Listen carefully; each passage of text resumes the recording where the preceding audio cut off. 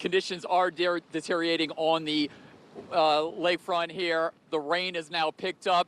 As you can see, the water is starting to get up here, get to my ankles. Lakeshore Drive obviously has been shut down since this morning.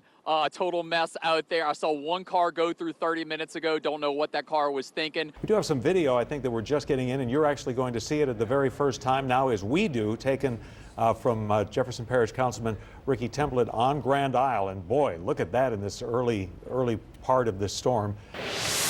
And that's right, we're actually here in Reggio along Delacroix Highway, and you can see the water is already coming over the road here. Joining me now, Parish President Guy McGinnis, just kind of tell us what's happening here and kind of what's going on in this area outside of the hurricane protection system. Ida is about to make that landfall. The Viper tornado detection we were showing you, especially that eastern side of the hurricane, we're finding winds 120 at one times 130, 140 miles per hour.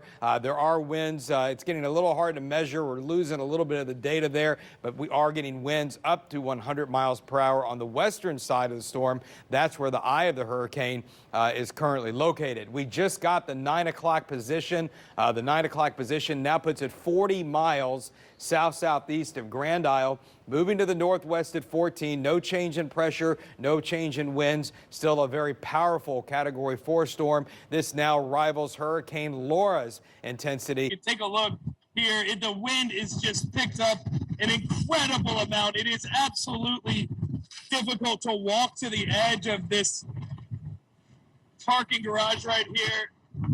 It's just, I don't know, Steve, you want to take a shot of like kind of what's happening right here? This is just this wind that's whipping in, kind of died down just a second there, but it has just been blowing in, just a ferocious amount of wind here. The situation's been deteriorating for the last 3 hours. I'm going to show you a little bit about what we're looking at before the sun comes down, but this has been going on now for 3 hours. I don't know how good the picture is, but just torrents of rain cascading across the CBD. This is where they're really going through that outer eye wall of Ida. And this is, just to give you a little perspective, this is near the courthouse, the downtown courthouse in Houma. You can see the street lights were swinging back and forth across the street. Right around where the eye of the storm came ashore, and look at that, Kim. That just shows you the power of this Category 4 storm as it came ashore this morning. We also went into Madisonville along the Defuncto River, and water there was rising from the river onto the roadways. Several restaurants, popular restaurants, were seeing some water. Some of the parts of that road along the river were closed. So the water is definitely rising, wind is picking up, and the rain is coming down. We are still here in Houma as the eye wall rapidly approaches us. We can see that the winds are still coming in. They're actually have begun to bend, if you will. All throughout the morning and afternoon, we had seen the winds kind of coming straight through this parking garage that we're in, but we're now starting to feel them kind of bend around right here. It's pretty incredible, just feeling the intensity of these winds as they come through and just howling the sounds that they're making. But if you take a look down here, right downtown Houma, you can kind of see just a lot of debris across the roads. These trees that are just getting battered by Ida are starting to give up branches, give up leaves. A lot of debris just strewn about this area here. It's pretty massive amount of foliage debris here in this area. But if you take a look, some of these large oak trees, really old oak trees over here, some of those branches are almost completely devoid of leaves, and that's where the wind has been coming through. This is in Houma, where you actually see the roof ripped off the top of that building. That is just unbelievable. And it just cleared that next structure and then just is taking out power lines. And here's what we wanted to point out. Look at this pole, that truck, big tower. And then move over to the side. Same truck, pole, no tower. Let me ask you this. A lot of people wondering about the how well the levee held up. I mean, obviously we saw water across the island. Was it breached? What are we looking at? I didn't get time. I just looked from Highway 1, and that's something. I see the burrito still there. The rocks you see it in front of me took a big beating. But I think the whole 7 miles is just about destroyed. But the geotube is there, But in the meantime, I'm not worried about that now, being honest. I'm worried, but I got to get our people back in. We have no water, no electricity. We worked on the water system, but there's something definitely wrong. But Cynthia and Ricky and all of them, the sheriff, they're all coming in a little while to make sure that whatever it takes, and I believe that's the governor's staff, they're supposed to be flying around. So we're going to make sure that we continue getting all the stuff, you know. Let me ask you this. I mean, obviously it's good to see the governor there, taking a tour. Here in Houma on Grand Caillou Road, just one of the several areas in Terrebonne Parish that was rocked by Hurricane Ida. Take a look at this home here. We're on the porch, but what you're looking at right in through there into this home, the walls are gone, the roof has been sheared off, and this is an area that one woman we spoke with, Erlene Duplantis, says she was heartbroken to watch her home torn to pieces. She was actually here when the hurricane hit. She said it started to get bad, but they knew it was just too late for them to get out. Do you feel like you're forgotten? Yeah. Yep, down here, yep. Yep. It was bad.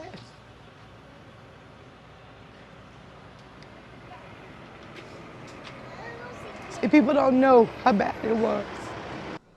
I'm good. I'm lucky to be alive. Sean May needs oxygen to stay alive, but when the Park Place nursing home in Gretna evacuated him to this Tangipahoa Parish warehouse, May says they left him to die.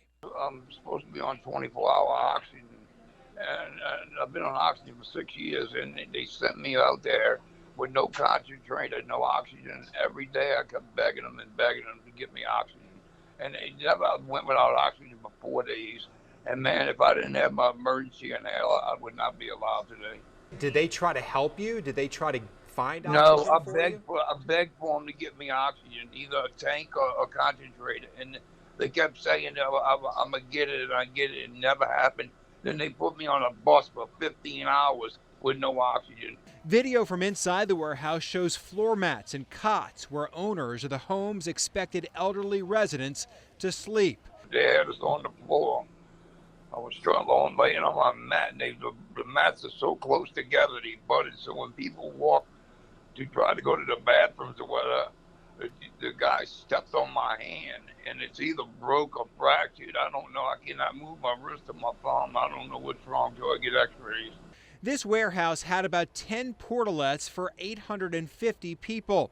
I'm in a wheelchair, and I tried to get to the porta-johns, and they had two handicap wheelchairs, and the mess that was on the floor for me to wheel in there oh my God, it was unbelievable.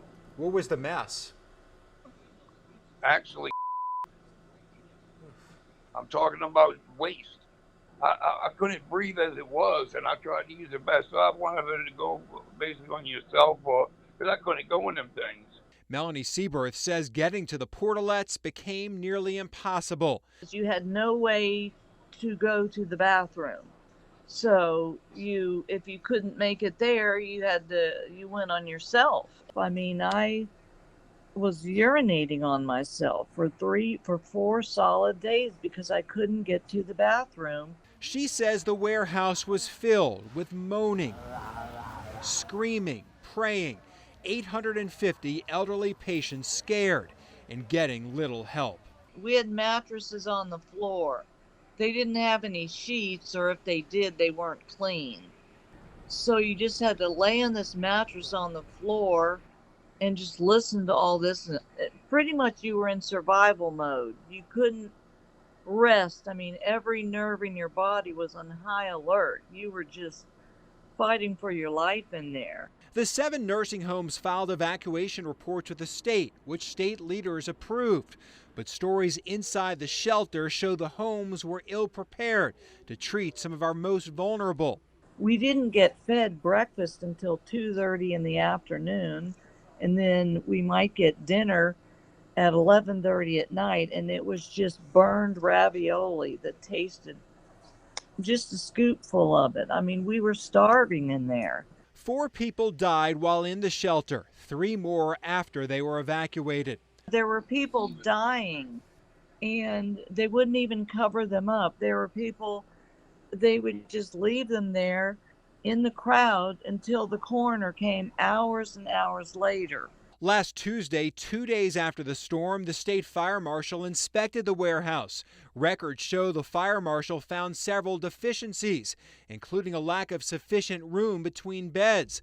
The warehouse didn't have someone on fire watch duty, and multiple exits in the building were obstructed or blocked. After those findings, it took the state 2 more days to remove all 850 residents. 4 days in this shelter that will stay with people like Melanie Seaberth forever. It's going to stay with me the rest of my life, I'll tell you that. It's not something you can forget. Medium offensive guy.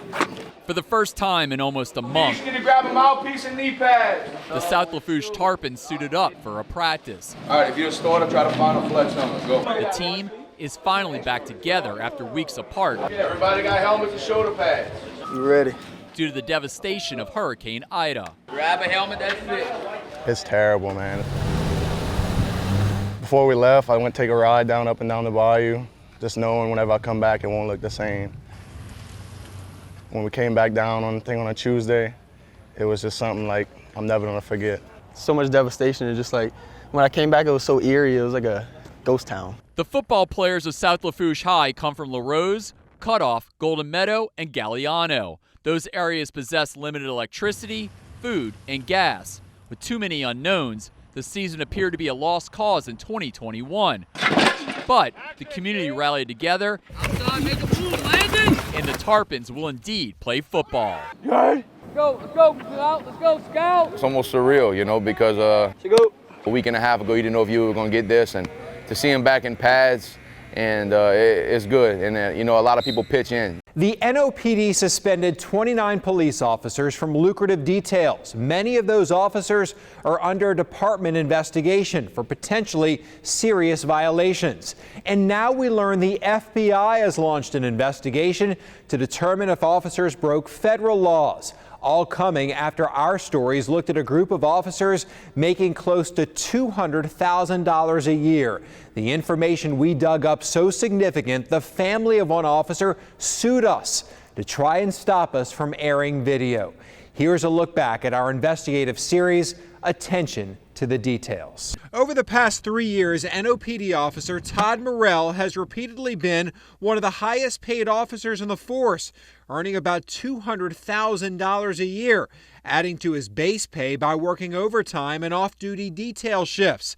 But our investigation has uncovered the NOPD is paying Morrell while he appears to be racing cars. This is him behind the wheel of his race car. Morrell is a frequent driver at NOLA Motorsports track on the West Bank. His Facebook page shows he's an avid race car driver. On June 21, 2020, official online race results show Todd Morrell finished first in a race at the West Bank Motorsports Park. The race at 9 a.m. that morning. But look at Morrell's NOPD timesheets. That same day, he had a shift that started at 5 a.m. and lasted most of the day. So at the same time Morrell finished first in a recreational race, taxpayers wrote him a check to be at work. When you clock in to be a police officer on duty, that's a sacred responsibility. And you are there from the time you clock in to the time you clock out. You are being paid by the city of New Orleans, by us, the taxpayers, to be a police officer. But documents we reviewed show this is not an isolated incident. June 6 of this year, Morrell finished second in a 16.5-mile race. According to results, the race started at 8 a.m. Once again, timesheets show Morrell had an unscheduled NOPD shift that started at 6 a.m. and lasted until 2 in the afternoon. NOPD policy clearly states officers shall not engage in activities or personal business which would cause them to neglect or be inattentive to duty. But there's more. Morrell frequently works off-duty details, patrolling the neighborhood adjacent to the fairgrounds. But our investigation raises questions as to whether Morrell is always fulfilling his detail duty. January 23rd of this year, Morrell claimed to work a 12-hour detail shift in the neighborhood, 6 a.m. to 6 p.m. But results show Morrell raced on the West Bank that day, driving in 3 races, in the morning at 9:40 and 11:35, and at 2:45 in the afternoon, all during his fairgrounds area detail shift.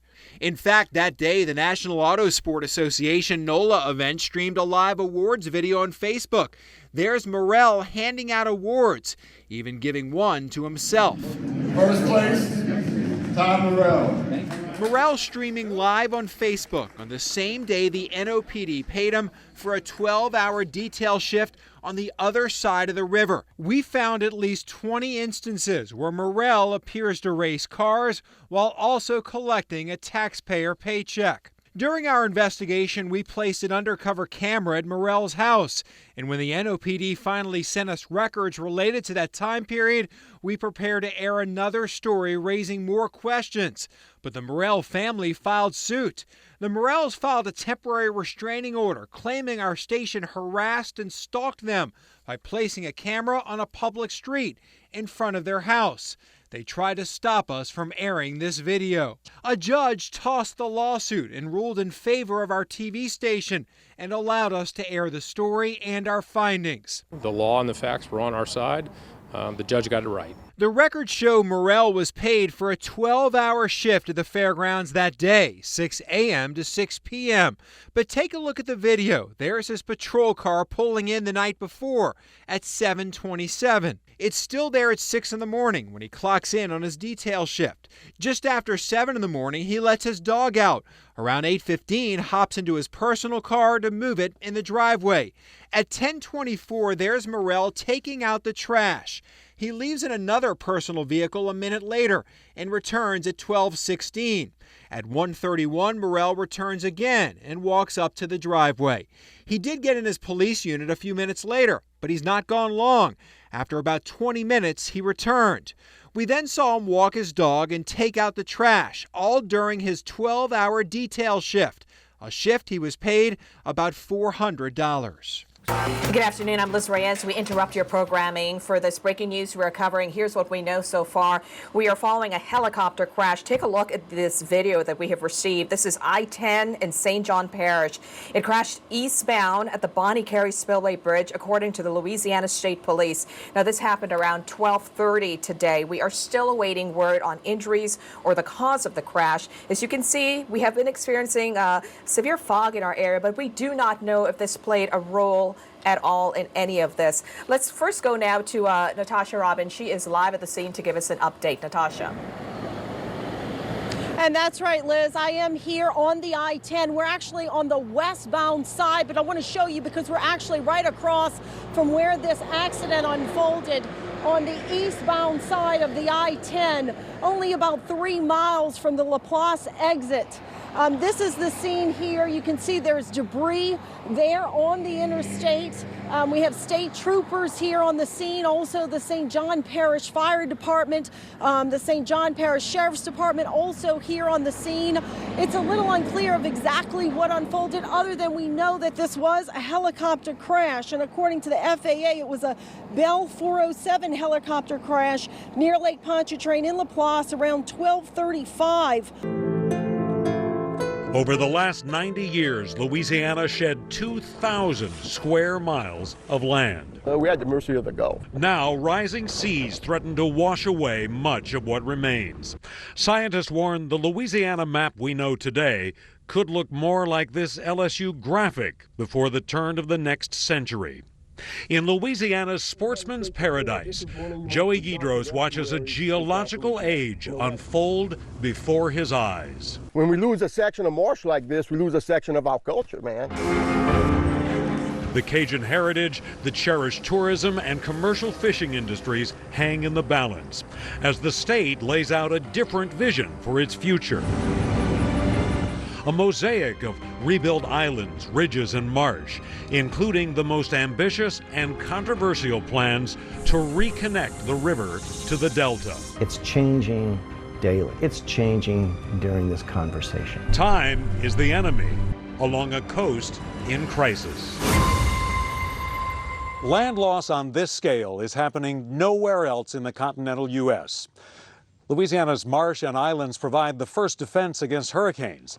In 2021, Hurricane Ida delivered yet another blow to the coast. The early estimate from the U.S. Geological Survey, more than 100 square miles of additional loss. A lot of the marsh has been ripped up and just moved away. Kevin McVeigh spent countless weekends living the good life near Cutoff in the Lafourche Parish marsh. There used to be a camp over in this direction that completely detached and floated about a mile away. The camp belonged to his brother-in-law. Ida yanked it from its 5/8-inch steel cables and took it for a ride. How long had this been in the family? 45 to 50 years. The whole thing floated up. It actually looks in pretty good shape in some ways. Mm-hmm. Oh, it was a wonderful camp. Trip. Yes, yes. But it's gone. Oh yeah, there's nothing you can do with it. You can see the effects from above. This European Space Agency image from a few days before the storm, and another of the tangled remains of marsh on the western side of Barataria Bay. Time never stops. You can't change these watches. The ticking brings hope to a heartbroken father.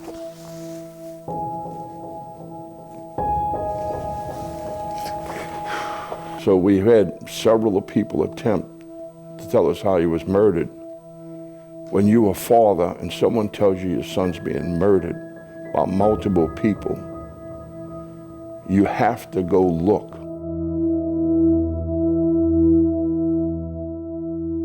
Georgousis sued the Orleans Parish coroner to reclassify his son's death, which had been called a drug overdose.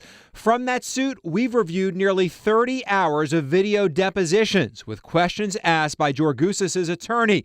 We also inspected thousands of pages of documents related to the case and spoke to more than 20 people on and off the record. The information we reviewed reveals Joey's death might not have been an accidental overdose. 1:13 in the afternoon, a frantic call to 911.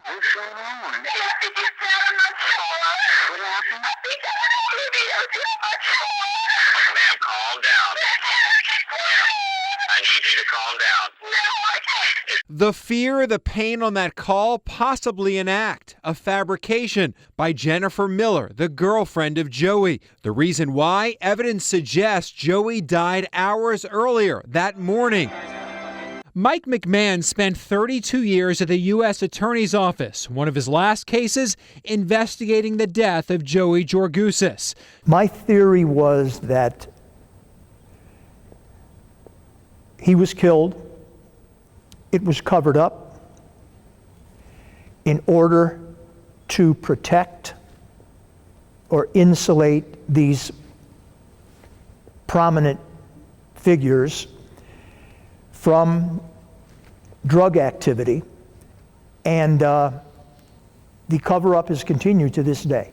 Had drug dealers infiltrated the St. Bernard Parish Sheriff's Office? I can't answer that. I'm not going to answer that. McMahon wouldn't name the prominent political figures. People have blood on their hands. The blood cries from the grave. Joe Georgousis says he's on a mission to find out what happened to his son. We'll stay the course as long as I'm breathing. The time keeps ticking. A death nearly 16 years ago keeps a father painfully wondering if his son and the investigation into his death were strangled. The anger is an understatement. The hurt and the pain is beyond the anger. The hurt and the pain not a happy pill. We were robbed of his life. We were robbed.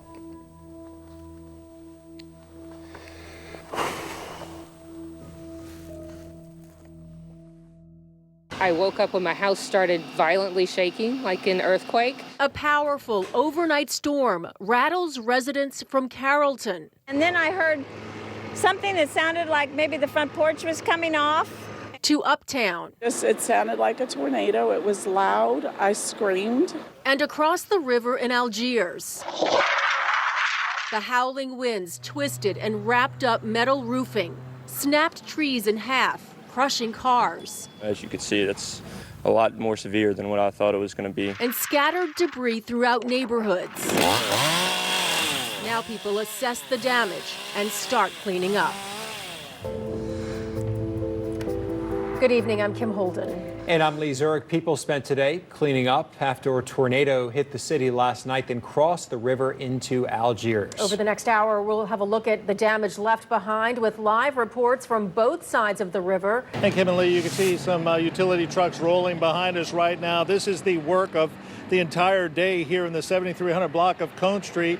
Bucket trucks have been up there. We've got 6 of them on this block right now. We also have a new viewpoint of the damage to the Kentwood Water Building on Howard Avenue.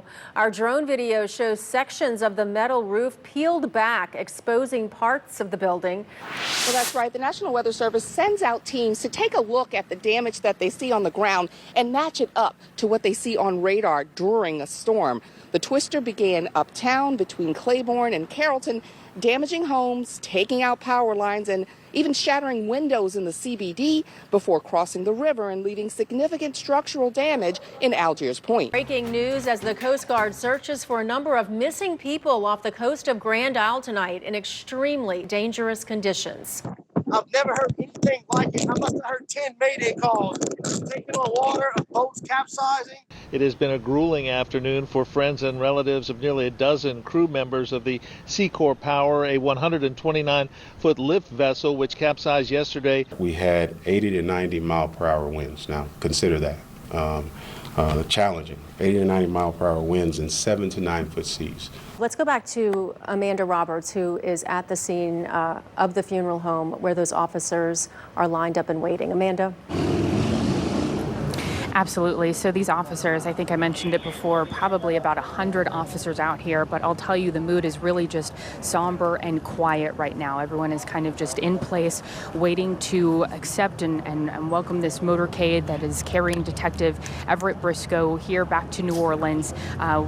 Beyond just the NOPD officers that we are seeing here, which are lining probably a block down, prepared to usher him here to professional funeral services, this funeral home on North Claiborne. But beyond these officers who are stationed and ready to go, we've seen Zulu members. I see the mayor here.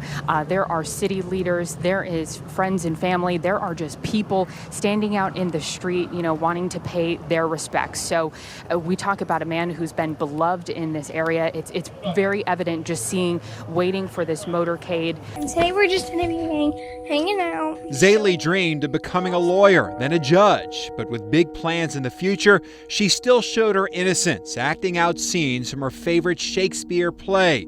Her stage, These Abandoned Oil Tanks. She loved Romeo and Juliet. It was her thing. And those tanks were her towers. She'd climb on top of them and act like she was being Juliet. Those tanks became a neighborhood playground of sorts. And you said there were kids all the time. There were kids playing on this. I mean, there were police officers that drove right down there to that trailer when kids were playing on this. The neighborhood thought the oil company that owned the tank and well, Urban Oil, plugged and abandoned, or P&A'd the well. Beauregard police officers would come right through this location. Kids were playing here, and nobody ever said anything. Because everyone assumed it was a dead well. Everyone assumed there was a P&A'd well.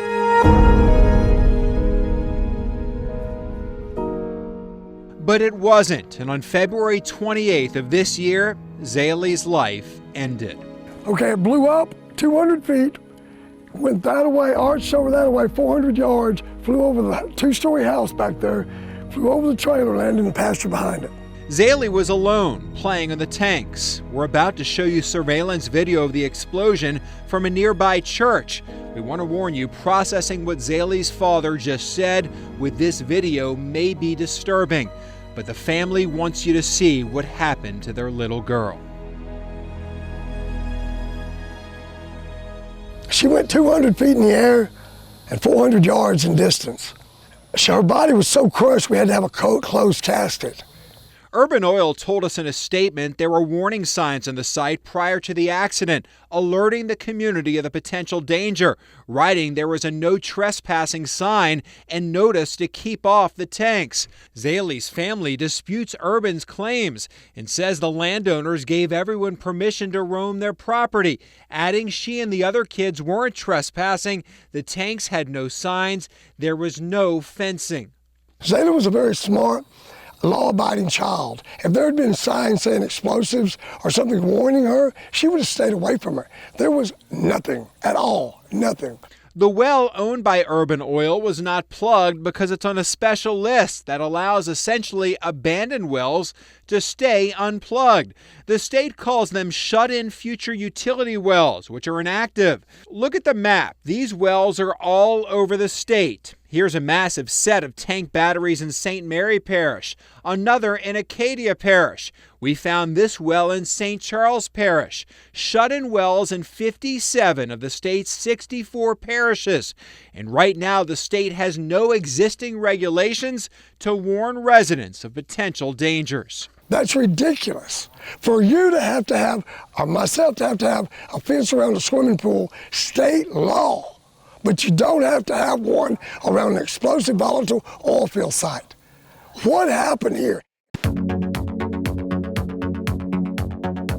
The art of the can has become an integral part of the brew because, like it or not, what's on the outside does count, even for the well-established brewers with a widespread fan base. And people know who we are, and so that helps. But we've even seen, like, oh, we do a good job on artwork for this, it sells better. If we don't on that, it sells worse. It's pretty amazing. People drink with their eyes first. You know, if it doesn't look good or doesn't look enticing, they'll just walk past it. Over at Zony Match, they're hoping their pop art and familiar imagery will be a feast for your eyes because no longer are these cans a throwaway. You know, the goal is to make it look as exciting on the outside and as interesting on the outside as the beer is, you know, inside. You know, because, yeah, if you walk down the aisle, there are a million options at this point, local or macro or, you know, national. Urban South, eager to make sure their cans find their way into hands, has shifted their branding to a bright pattern design.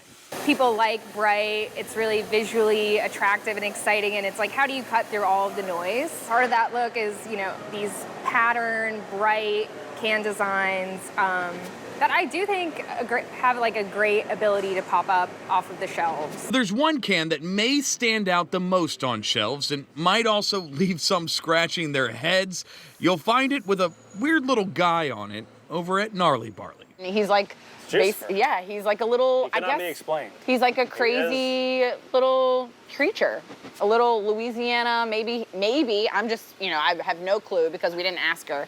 But maybe he's like a Louisiana alligator who's kind of got a slightly devilish side to him, right? He's got a little, look, I mean, he's got a little, you know, tail and a juicy booty. I'm just saying. Which in Louisiana, we all have juicy booties, right? So, I don't know. He's like an alligator floating down the bayou with a juicy booty and a devil tail. Zach and Carrie Caramonta struck gold with their little Jucifer devil guy, an unofficial mascot of the brewery. He set the tone for the rest of the cans.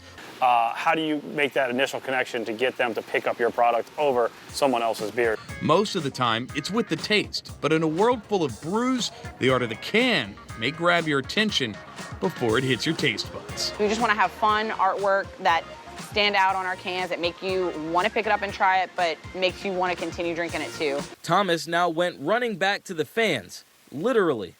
Mr. Thomas, thank you for taking the time to read my letter. I know that you're very busy, but it truly means the world to me that some players take the time out for their fans. Are you Ms. Mayfield? Yes. Pierre Thomas from New Orleans Saints. Meet Jennifer and Abigail Mayfield of Fishers, Indiana. Thomas did on his first stop in 2017. Do you need a minute? Okay, no problem. I'll wait a minute. Speechless. And I can see her look inside the house, and she's looking at Abigail. I mean, I couldn't see on the other side, but I seen her turn, and I knew she was looking at somebody.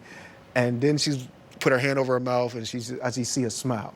So seeing something like that, that just brought joy to my heart so I can surprise someone. Yes, with the kick, oh my goodness, when it also, oh my goodness. Mayfield wrote Thomas when her daughter Abigail was sick in the hospital. Yeah. When you said it, because I mean, nobody was expecting it. Thomas's second trip to Minnesota to meet Rick Rodline. He was a fan. He was a collector. He had so many collections. But instead of surprising his fan, his wife told me that, you know, he passed away not too long ago, and that hurt. It hurt me. I don't know Rick that well. Only reason why it hurt because I was too late. He wrote me and I was too late to even say thank you to him in person. Thomas quickly realized this visit wasn't supposed to be for Rick, but for his widow. It was amazing seeing her and talking to her. She shed a tear, almost made me shed a tear. I was trying to hold my composure for her, trying to be strong for her, but I was just happy that she allowed us to come in and talk and just speak of Rick, you know, in a positive way, and to help lift her spirits as well about him, and to see that he touched somebody in his world with his letters. Thomas's tour included several more stops and ended right here in Louisiana, where he made lifelong fans during his 8 years in the black and gold. That's why I really wanted to give back, because just writing back is not enough. I had time. I was retired. It wasn't enough, just writing. I really wanted to go see these people and thank them personally.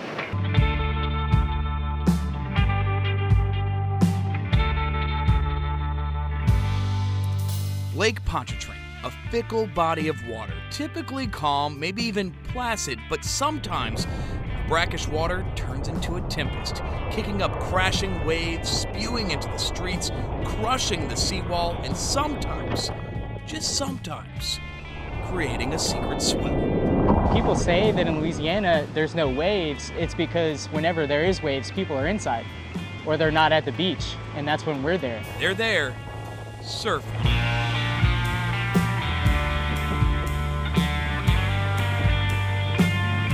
It's almost like an evangelistic experience. You get to share, like, there's surf in Louisiana. Don't believe it? Just check it out. That's Lake Pontchartrain, peeling out waves good enough to ride. In fact, these guys and gals are just a handful of surfers shredding the lake, all part of the Poncha Surf Club, created by Keegan McGuire. It actually started as a joke, and I wanted to make t-shirts about surfing the lake, and it actually ended up becoming something, which was kind of strange.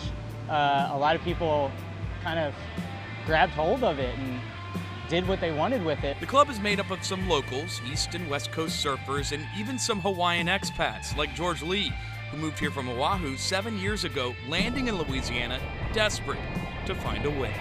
That was the first thing that I thought. It was like, where's the closest break that I can go surf?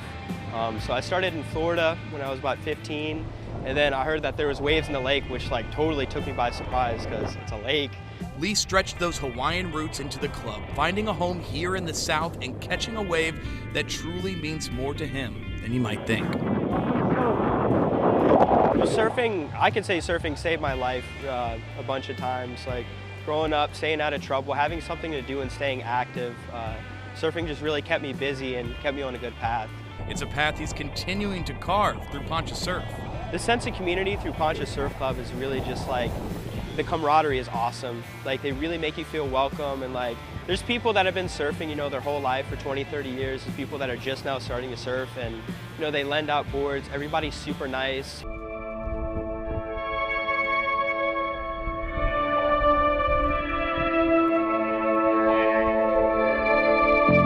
Often that chase leads to the edge of Louisiana, Grand Isle, where McGuire planted Poncha's flag, offering up boards to visitors, that is, until Ida ravaged the tiny island.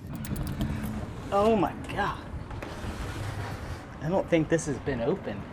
2 months after the storm, McGuire took us to the shop that housed his boards. The building, crumbled brick, power conduit sunken into the sand, but inside, some hope. So those are the boards? Yeah, those are the boards over there, or at least I can see 3 of them. Let's see. I wonder if any of these run. Yeah, so I got 4 right here. This is one of my first boards. The evidence of Ida's wrath remains on Grand Isle. The burrito levee decimated. The beach, not much better. The amount of destruction, it really begins to paint the picture of what actually happened here, right? Hell. Pretty much, you know. I couldn't even imagine being here during that. And there was people that stayed, you know, people that didn't want to leave. Still, somehow, McGuire finds a way to smile, recovering a few boards to bring back to the lake. Yeah, just put it in that corner. Everyone kind of says like the surfer mentality is like you're bummed and then you're stoked. You're bummed and then you're stoked. I'm bummed that the hurricane came through, but I'm stoked for the future.